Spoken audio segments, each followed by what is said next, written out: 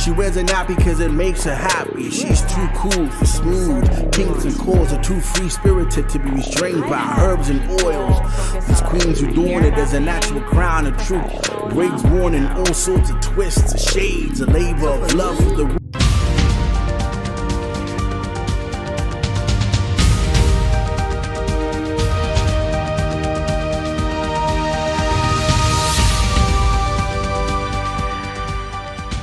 Welcome back to Sistas News. I'm your host, Kyra Ross. Now, you may remember the DDG and Ruby Rose drama we got from Brianna on our segment last week, but guess what? I have more. So today we have a clip from rapper Lotto's new Apple radio show, 777 Radio. Her featured guest was none other than Chloe Bailey herself, and of course, Lotto got her to spill a little tea on her sister Hallie's dating life with her boyfriend DDG. Let's check it out. How do you feel about DDG? You like him for your sister? I am so protective of my sister. Yeah. But seeing how happy she is, I'm happy. Yeah. You know? I feel like that's how my sister is. I told him I had my eye on him. I said, you fuck with her, I'm killing you. As you should. I told him that. He knows. Don't leave evidence, though. You know. But yeah, she's happy. She's happy. So as long as she's happy, I'm happy. Shout out to Chloe Bailey for doing what a big sister is supposed to do when the dating scene gets rough in the public eye. Lotto also commented a little on her own dating life. Like my vibe lately, because girl, I'm locked down. I'm in a relationship. Whatever. It's hard for me to make like single turn up hot girl summer music. That's not where you are, because you in love and happy. And my label is like, they like, where's the club? If you've been keeping up with the scene lately, you may already be aware of the Lotto dating whispers. Rumor has it she's been dating 21 Savage for over 2 years.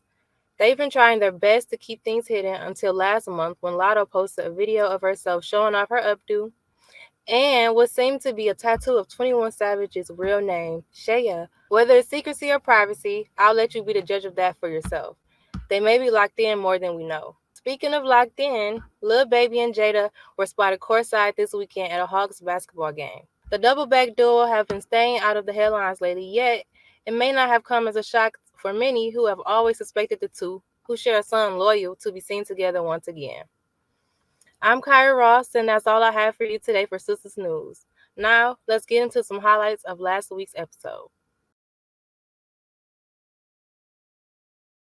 Dating, in my opinion, is just casual, but it should also progress to the exclusive stage. So if you guys decide to be exclusive, be in a relationship, you still need to date.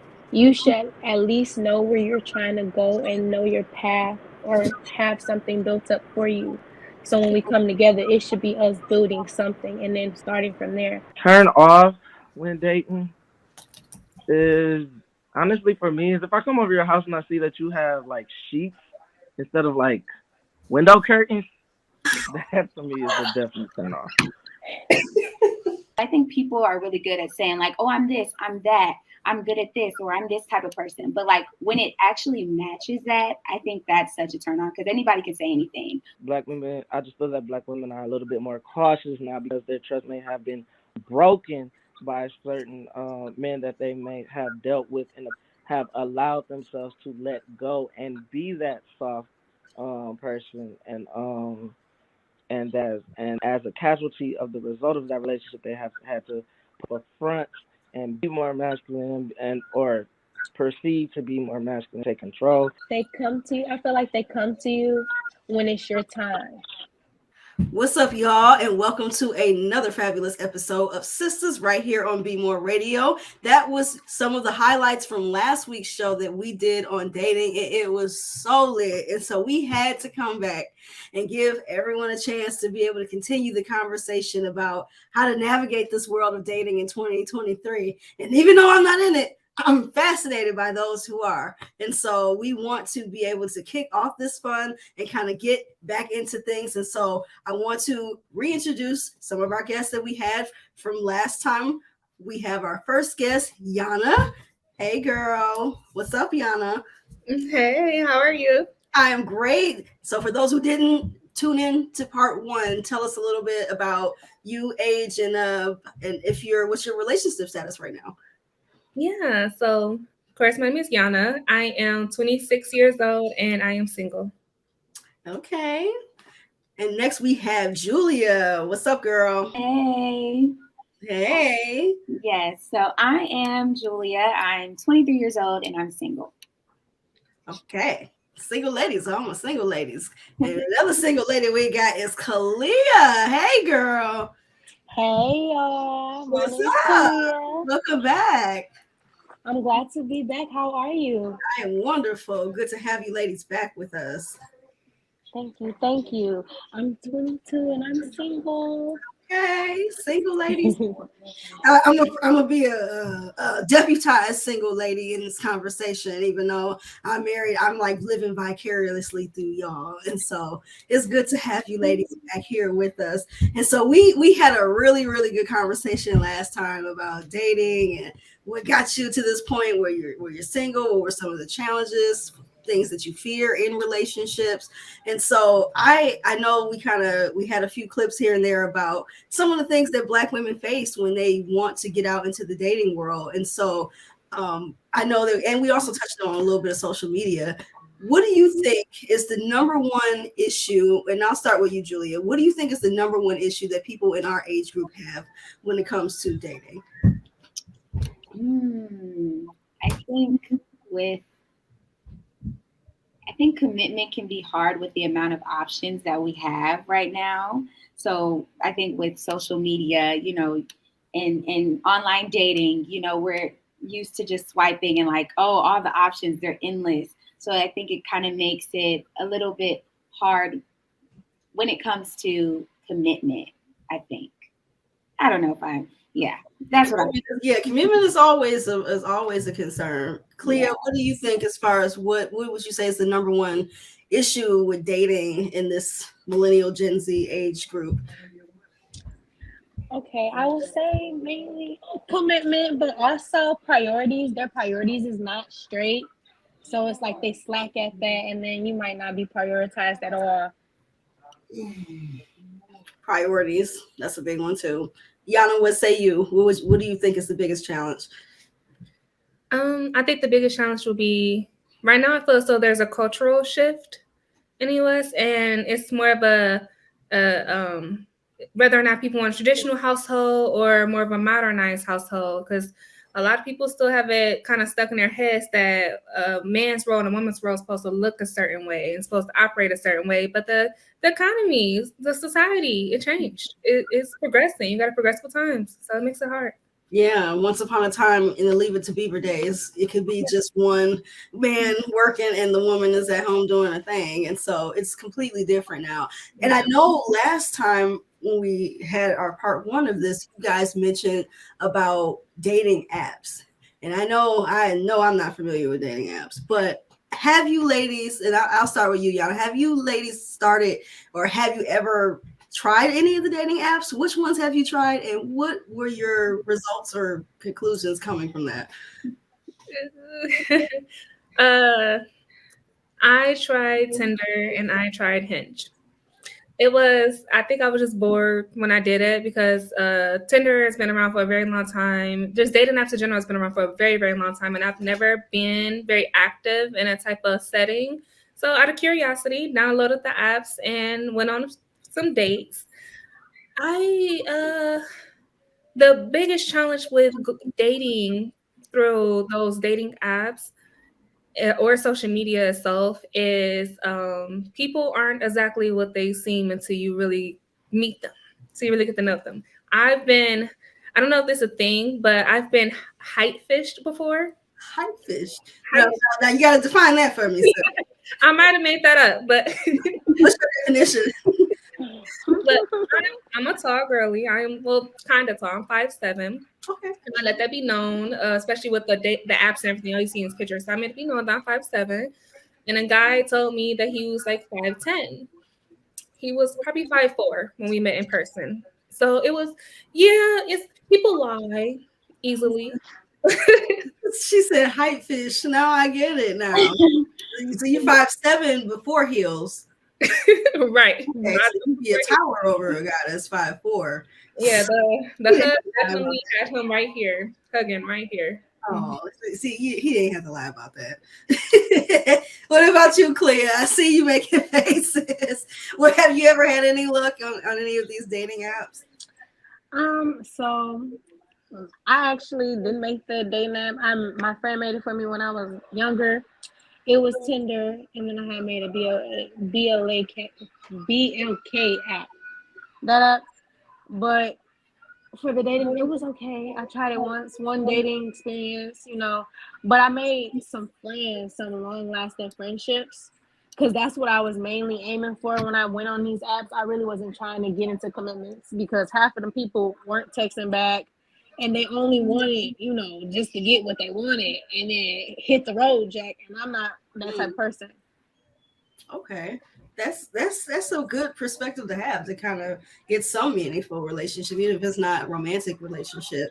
Julia, have you ever tried any of these dating apps, and have you had any success?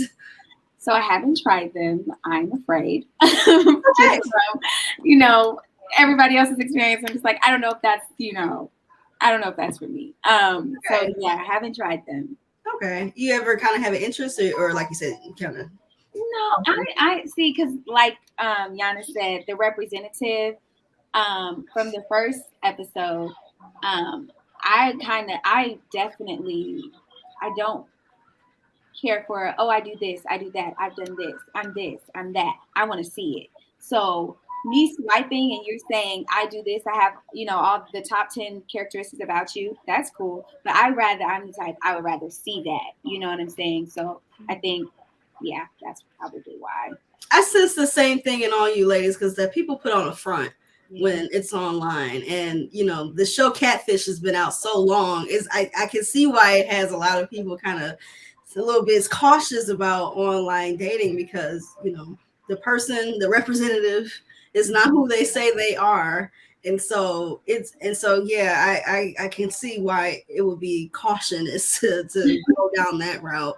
What would you say are there any disadvantages or advantage to dating someone online? Cleo, what do you think? Can you actually repeat the question? I'm sorry about that. Do you think that there are any advantages or disadvantages for people who are dating online? I want to say kind of both, depending, because you really don't know what you're getting. They're really putting on a whole. They're putting on a fake person just to please you until later on, and then it's a whole switch or a change once they got you. So at the end, you really don't know. But at the same time, you can get meaningful relationships and also gain something from another person. Maybe a lesson. It may not have been a good lesson, but it's a lesson. Yeah. All right. And so, Yana, do you think that there are any advantages to dating online or disadvantages? I would say one advantage for sure is if you're someone who is interested in dating multiple people at one time, then dating online makes that so much more easier for you. You literally could speak to a lot of different people at your fingertips. You don't have to go out and spend a lot of time and energy to communicate with others, right? So that's probably one of the best advantages is the fact that you have the array of people, or array of options. A disadvantage is a lot of disadvantages, but one of the main disadvantages I would say, in my opinion, is that it's harder to really build a meaningful connection when you have so many options. So just even if you're not someone who likes to date around a lot, you may just get caught up in the fact that people want to date you. So it can definitely be a disadvantage because you aren't able to focus on one person. You aren't able to focus on a person who probably is the one for you, maybe, but you got options. So it's good. A lot of people like the online section of it because you get yourself more options. And I think that social media really shapes how people view relationships in general. You hear people talking about goals when you see certain couples and stuff like that. what are your thoughts about how social media shapes the way other people see relationships? So you have like on Instagram and Facebook where you'll see, even if it's celebrity couples or just people that you just know who are couples, and they kind of give you the highlight reel of what's great about their relationship, and that shapes other people's view on relationships. Do you have any thoughts on that, if that's realistic, or should people even be following that because everything that's glitter isn't gold? What are your thoughts, Julia? Yes, everything that glitters isn't gold. I definitely, as for me, I was like, I'm done saying relationship goals or, yeah, they're goals, all that stuff, because at the end of the day, I'm not in their relationship. I don't know the real, not the highlight reel. I don't know the real, the real life stuff that's going on. So for me, I strayed away from that whole, social media, how everybody portrays it. I don't think that it's necessarily always true. And I think it can be, hurtful to people who aren't in a relationship and they have this expectation of, oh yes, their goals, but we don't actually know what's going on in their relationship. I think that's really well put. That everything that glitters isn't gold. Yana, what do you think as far as how other people's relationship on social media views? How does that challenge what people who are just looking at that from the outside view relationship goals, if you will? I think that is most of the time unrealistic. It's an unrealistic expectation that is put onto society for perfection, right? Most of the people you will see on social media who are goals or couple goals, they just they post aesthetically pleasing content together. They post sweet moments, but everything's intentional. They have a brand, they have a look. They're doing it for attention or money, So it's like it's for a purpose. So for everyone looking at it and idolizing it, it's unrealistic. Couples go through a lot of ups and downs, and that's just the way of life. Life is a lot of ups and downs, but you don't show that on social media. No one shows their struggles and their hardships for the world to judge, right? Or most people don't, at least. And then also, if you look long enough, you will start seeing some truths come to light for some of those goals couples, and it has a negative impact. Everyone is get let down by people they idolize. Yeah, and it makes me think of, you ever see a celebrity couple or even just a couple that you know in real life where you thought they had it all together on social media, and then like randomly they'll be like, we're getting a divorce. You're like, what happened here? I felt like that when Megan Good and her husband broke up, the pastor. I was like, I like them. But you never know, these days. Clea, what do you think about, is it realistic when people post certain couples or idolize certain couples as goals? What are your feelings on that? It's honestly unrealistic, simply because they put on whatever they want people to see. I know for a fact I go through stuff at home, but I don't want to just put all my business out there. So I know for a fact that they put like barely anything out there just to make it a perfect picture, just so other people can be like, okay, that's goals. But at the end of the day, it's a lot of work and dedication that you got to put yourself into just to get into this relationship with another person, and you have to make it work. Yeah. And that's something to consider too. I had a really good thought question.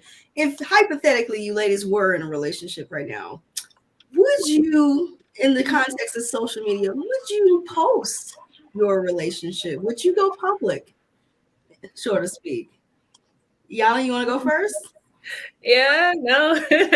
Why not? If not. So being that I've been in nothing but long-term relationships, I have posted my relationship. I posted the guy I was dating at the time. And once it didn't work out, I had to delete things from my social media. And the world doesn't need, unless it's my husband, the world doesn't need to see who I'm with. It's not their business. I like for my business to stay personal anyways. So you don't need to know who's making me happy. Just know I'm happy. Man. Especially when you have to take those Instagram pictures down, because then everybody want to be in your business asking you about why. So I'm with you there. Julia, what do you think about posting your relationship? Would you go public with your relationship on social media?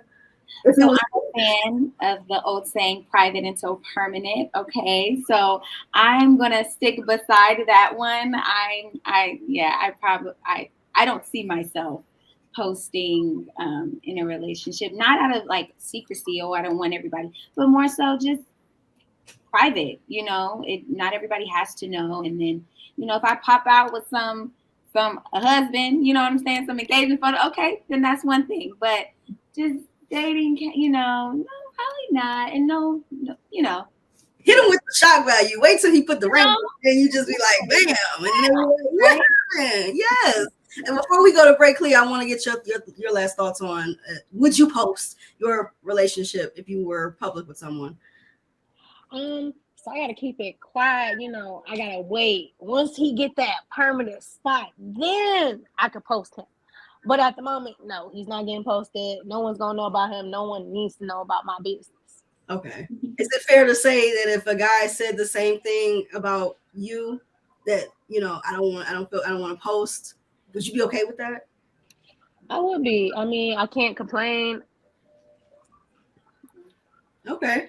Yeah. I just want to see if it was fair on both sides, because sometimes us ladies be like, why you ain't post me? So we got a fella with us, Josh. You know what? I got your number, Josh. Before we're gonna go to a quick break right here on Sisters on Be More Radio, and we're gonna be right back with our brother Josh, okay? Because we got some words for him based on our last conversation. So we'll be right back. Hi, we're the Sanders, and we're the proud owners of Our Hour Mobile Paint Party. With 28 years of painting experience, we provide family-friendly social painting events for all ages. And if you're a collector, you can get your next conversational art piece by visiting ourhourforyou.com. Or call us at 313-757-3022. I had an amazing time. This was one of the best days I've ever been on. Me too. I would like to see you again. Yeah, I'd like that. Who the hell is this, Chris?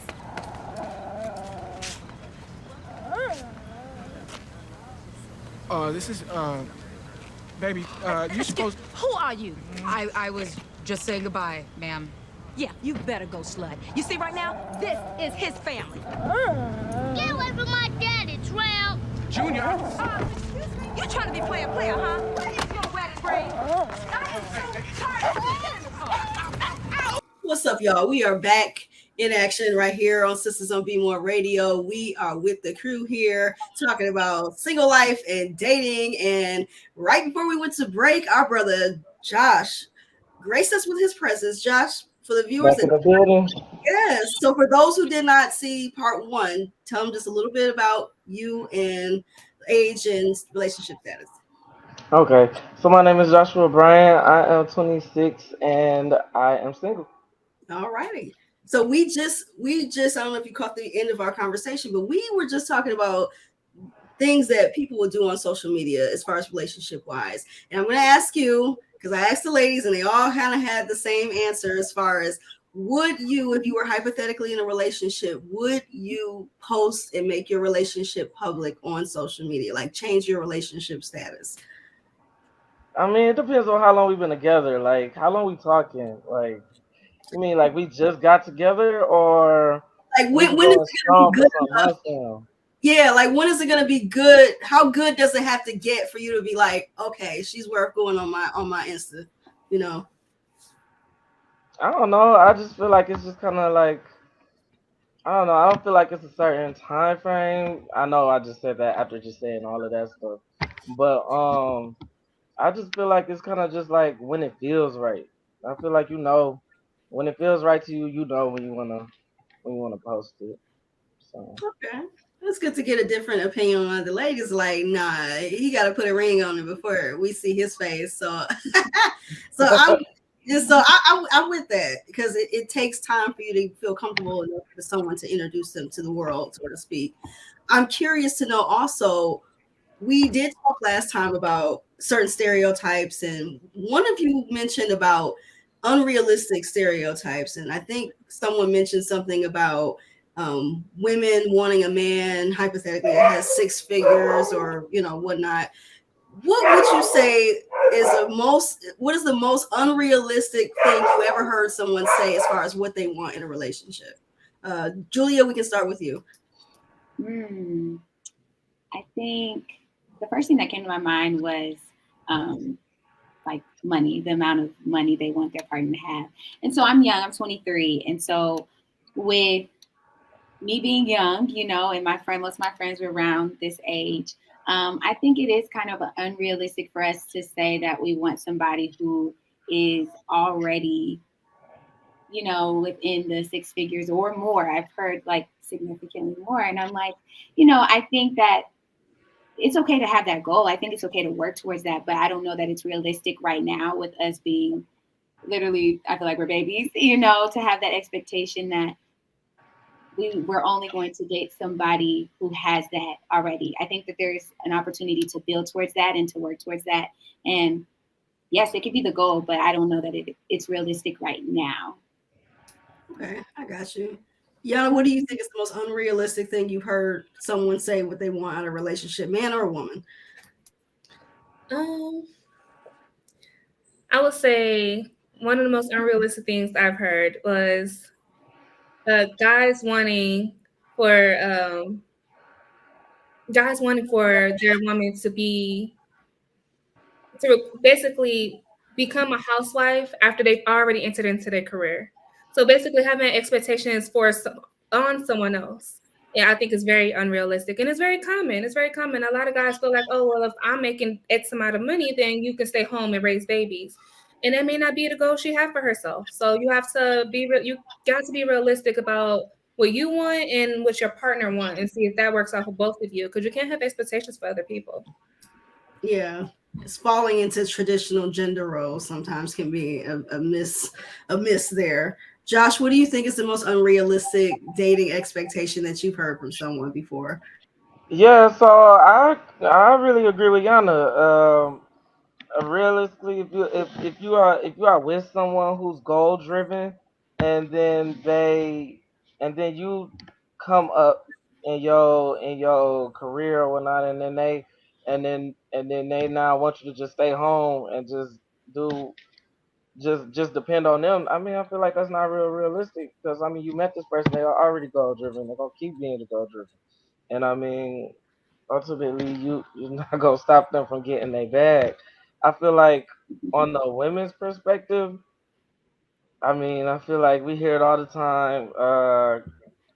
Some ladies be talking like they want like a sensitive hood dude, or they want, you know what I'm saying? They want somebody that's in the streets, but unknown, or you know what I'm saying? Like they want these dualities within the same person. It's like you're not gonna get that. It's kind of like I they feel are who like they are. it's like they Mhm. want a thug, but they want the nice guy too. Right. I want Yeah, a soft thug. The yeah. nicest Or thug. The nicest. They want a nice thug. like I want this dude to be educated and he go to college, but I want him to also speak my language. I feel like you want him to be hardcore, but you want him to be educated and hardcore. I got you. right. That's fair. Clea, what would you say is the most unrealistic expectation you heard someone want in dating? I say someone saying they have to deal with whatever the baggage is, and basically having their expectations on their partner. So mainly with the whole baggage thing, they try to make it seem like, oh, okay, well, I have kids, so he has to take care of me and my kids. And if, I got to get the clothes, he got to get clothes too, but he has different things to worry about. Or it might be the other way around. But that right there, that's something big. And I know Josh has said something about the characteristics, wanting different characteristics from each person, each partners. Yeah, it doesn't work out too well. You can get somebody that's sensitive and a thug, and then have him crying and wanting to beat you up at the same time. You can't have it both ways. Exactly. What you say, Josh? Oh, I was just agreeing. I said exactly. Yeah, you got to choose what side of the fence you want to be on. And speaking of that, before we came back, we were on the back end of a clip that was really interesting from Daddy's Little Girls, where Gabrielle Union goes out with this guy thinking that he's this eligible, fine, single bachelor. And then she has this expectation, like, this is the type of guy I want. Then she goes outside the restaurant and finds out that he was married this whole time. And so the mask comes off. And so I think that happens more often than not. But have you ever had a similar situation happen to you where you went on a date with someone and they were not who you thought they were? Let's see. Yana, you want to go first? Sure. So I've already told you how I was hype fished, right? Mm-hmm. I've also been on a date with someone who he was the sweetest guy. He was super sweet. He was actually the gentle thug. He was a gentle thug, just like we were mentioning. He was rough and tough and sweet at the same time. And we had great conversation. Thought we had thought we were very open and honest with each other. Once we went on a date and we got into the restaurant, one of the first things he told me that he had just got out of prison 4 months ago for unaliving someone. So that date didn't last very much long. He was still a sweet guy, great guy. But that's something he probably should disclose throughout the phone conversations. Yeah. What did he say he did again? What did he do? He went to prison for he was inside of a car accident with his friend, and they both were under the influence, and he already had prior records of him being in and out of jail and juvie and stuff.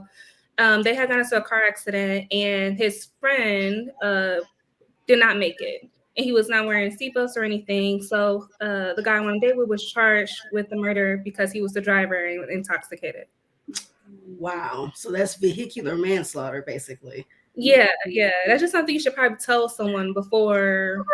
That's kind of like top 10 up there with I'm married and I have kids and I have a background. Yeah. Out of prison, that should probably come up. Yeah. Clea, you want to jump in? Has that ever happened to you where someone was not who you thought you were when you went out with them? Honestly, that has never happened to me.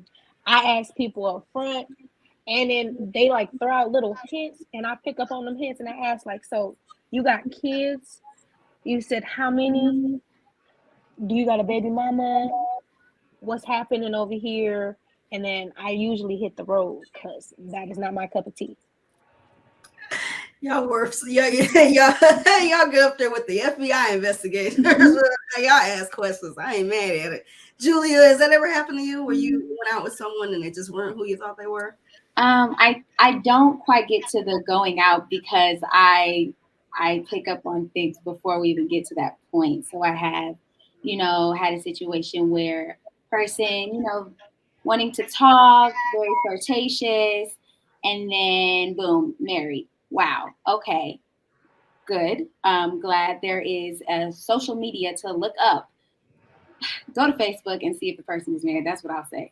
And I've learned that lesson. And so, yeah, luckily after that, there was a conversation. Hey, I'm sorry, I found this out. And then the boundary was drawn and no more communication. So, yeah. Okay. That's preemptive screening right there. Oh, you didn't even have to go on a date to even figure that out. Thank goodness for social media, right? Yes. Josh, has that ever happened to you? You went out with a girl and she was just not what you thought she was. Nah, they really been kind of like who they kind of said they were up front. So okay, so none of you have been. I heard of hype fish, but none of you have been catfish before, have you? Okay, thank goodness. I'm glad you haven't. What would you say is the best or the worst dating advice that you ever got from someone? Josh, you want to go first? What's the best or worst advice you ever got on dating? I don't know. Can I think about it? Yeah, I'll come back to you. Clea, you want to go? You might have. I need some time to think on that one. Okay. Julia or Yana, you wanna shoot your shot at it? What's the best or worst dating advice you ever received from someone? I would say the worst dating advice I ever received was to lower my standards. And the best dating advice I have ever received was to become my standards. Okay. Snaps to that. That Okay. was good. Shame on whoever said lower your standards. What? Right. What are we doing? What do you say, Julia? What's the worst or best dating advice you ever got?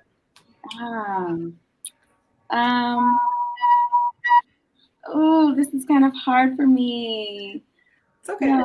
I really resonate with what Yana said, though. The lowering my standards. Like I said, I've never been in a long-term relationship, so the standard is there, and the standard is where it should be. It's not somewhere no one can reach it, but it's a standard. You know what I'm saying? So I think when I'm told, oh, that's why you haven't been with somebody because your standard's too high, or because it's kind of telling me, okay, you need to lower it, right? So I think that definitely for me, and the best advice is to, just get out there, make yourself known, make yourself, what am I trying to say? Available, yes, and be present. But like I said, I'm not really in the spaces, right, for people to know me or find out, So I think that's the best, to make myself seen and known. Yeah. Okay. So before I close out this segment, I'll give Josh and Clea a brief time to get their thoughts together on what is the best and worst dating advice have you got. I'll let y'all get the final word on that. Clea, you want to go first? Yes. The worst advice that I got for dating is you have to deal with it. Right there, I don't like that. I know that's for the older generation, that's kind of passed on through trauma, but I can't deal with that. And the best dating advice that I have is let love come to me. I'm not ready for it, but when the time comes, it will come to me for surely. That's good. Let it find you. I know that's right. Josh? So the best dating advice that I got was to really just to stay true to who I am. When being in a dating aspect and not try to be nothing that I'm not. And then the worst dating advice, I don't know. I don't think I really got too much bad dating advice. I can't really remember a bad dating advice for real. So. Okay. You haven't been corrupted yet. That's great. In that regard. Yeah. And so I'll tell you all from someone that's married, it'll come to you. If you don't try so hard to go find it, it'll come to you if it's real. And so you got more than enough options out there. Don't lower your standards. And so I want to thank all of you for sharing once again your perspectives. I love having these conversations about, dating and stuff like that. And so I thank all of you for being with us today, being in our part one of everything. And I really appreciate all of you being with us today. So thank you. And so with that, we're going to go to a brief commercial and we will be right back here on Sistas at Be More Radio. Ooh, Tracy, look. She's going for the bin. Oh my, look at her scoop. Thank you. Hey, Stacy, what do you think he's doing with that bottle? Oh no, he's gonna throw it in the trash. I can't look. Wait. He's putting it in his bag to recycle later. Way to go, Mr. Brown Shoes. Hey, up here. Can you see us?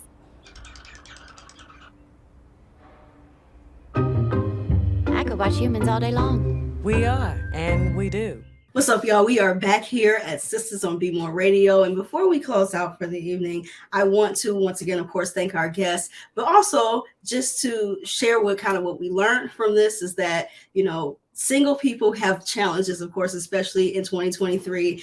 And we also want people to gain something from this, to not lower their standards, to be all that you can be, and to get yourself out there if you are single. There is hope for singles out here. She wears it not because it makes her happy. She's too cool for smooth. Pinks and cords are too free-spirited to be restrained by herbs and oils. These queens who doing it as a natural crown of truth. Wigs worn in all sorts of twists, shades, a labor of love for the roots expressed by the child of Africa's soil. It's worth the toil. Woolly curls aim for the sheepish, so pick a stance. If you dare to take a glance, her thoughts will ascend you. Trust me, let's give her a chance. A pair of shears for a shear of a lock, a twist to unwind the combination to the safe, where the keys to her heart are best.